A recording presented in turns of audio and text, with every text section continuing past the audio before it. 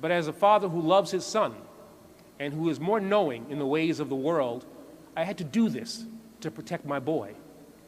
I am his father, and it is my responsibility not to burden him with the baggage of eras long gone, but to make him aware of the world that he must still confront. If we face up to the reality of racism and the role it plays in the society, that it's not simply an aberration, that it's a necessary stabilizing influence in a society like ours, that doesn't mean that we give up. It means that we are able to face the real problems, the real enemy, if you will, and to fashion tactics and strategies that are likely to be more effective.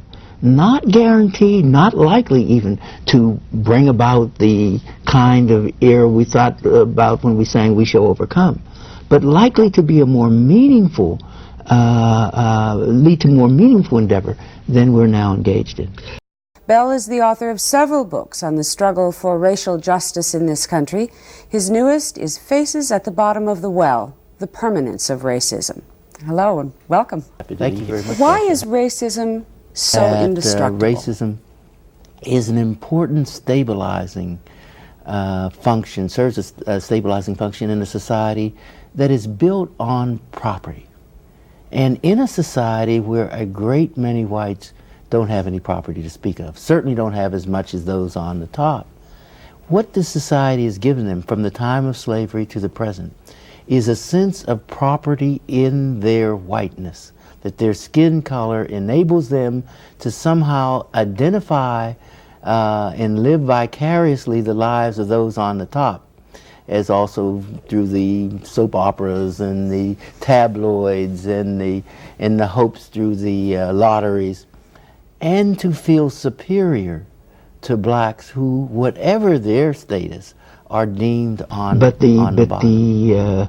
The willingness to use race as a detour, as a change of focus away from where the real issues are, has been, that's how slavery got started.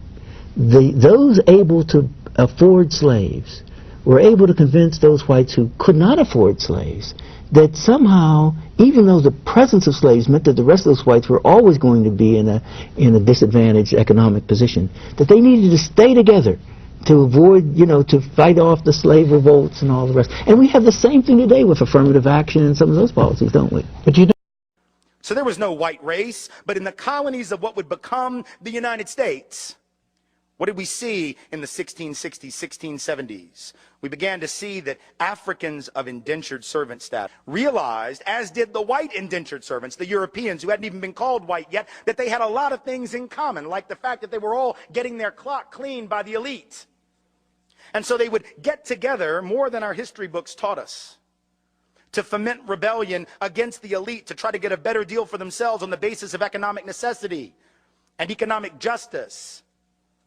And what did the elite do? When you see that you're outnumbered by black and white folks who are penniless, landless, peasants, you have to do one of two things. You either have to kill them all, but you can't do that because who's going to work? Rich folks weren't going to. So you can't kill them, but you can co-opt them. And so the elite in Virginia, for example, in the colony, begins to give certain carrots to people of European descent, saying things like, we're going to let you own a little land. Not much, but just a little. And we're going to get rid of indentured servitude. Now you're free labor. And by the way, once you're free labor, you get 50 acres of land.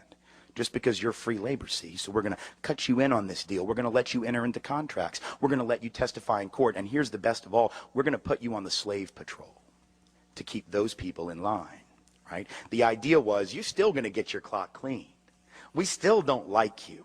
We still aren't going to really empower you or change your economic subordination. But we're going to make you honorary members of this team, and you're going to help us keep those other people down. In 1910, a bill was introduced to establish federal control of the manufacture and distribution of narcotic drugs. And the legislation simply died. The sponsors of the legislation looked at who their opponents were and developed a strategy to say, we need to make this a Negro problem. This has to be presented, this has to be, in contemporary terms, reframed as a problem of blacks. And when we reframe it that way, we will be able to overcome the objections of the Harrison Narcotics Act, was this former Foster bill now reintroduced. And because people were quite willing to explain their racial strategies in writing at the beginning of the 20th century in a way that they would not today, we have the historical record of what they had in mind.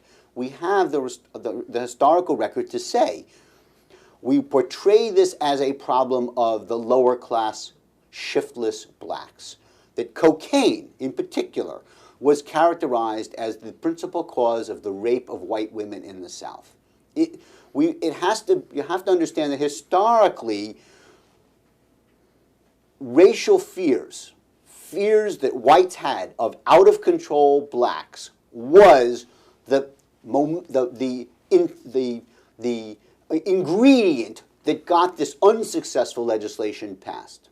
It also has to be understood that this is in part a part of a broad national political racial dynamic that's taking place. The early 20th century, as the children and grandchildren of the freed slaves are beginning to acquire education and economic power as tradesmen and shop owners and professionals, there is a white counter-reaction.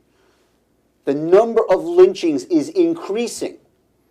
The Ku Klux Klan is growing. The Ku Klux Klan was not a 19th century phenomenon. The Ku Klux Klan was a 20th century phenomenon, which reached its high watermark in the 1920s. That it is important to recognize that the Harrison Act and the way it's being portrayed was part of a white counter-reaction to maintain white privilege economically, socially, politically, in the face of the increased economic and social power that the freed slaves' descendants now had.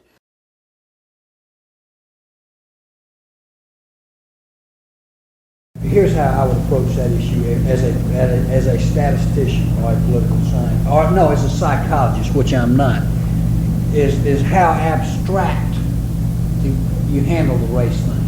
In other words, you start out, and now y'all aren't quoting me on this. All right, I won't hear. You start out in 1954 by saying nigger, nigger, nigger. By 1968, you can't say nigger. That hurts your backfire. So you say stuff like forced busing, states' rights, and all that stuff. And you're getting so abstract now. You're talking about cutting taxes, and all of these things you're talking about are totally economic things. And the byproduct of them is blacks get hurt worse than whites. And subconsciously, maybe that is part of it. I'm not saying that, but I'm saying that if it is getting that abstract and that coded, that we're doing away with the racial problem one way or the other. You follow me? Because obviously sitting around saying we want to cut taxes, we want to cut this, and we want is much more abstract than even the busing thing, and a hell of a lot more abstract than nigger, you know. So any way you look at it, race is coming on the back burner. But the drug war had relatively little to do with drug crime even from the outset.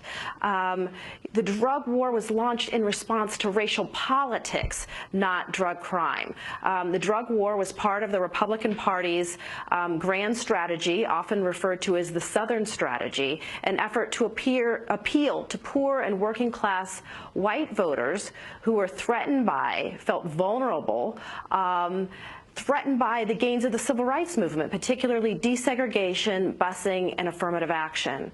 And the Republican Party found that it could get Democrats, white, working class poor Democrats, to defect from the Democratic New Deal coalition and join the Republican Party through racially coded political appeals on issues of crime and welfare. And the strategy worked like a charm.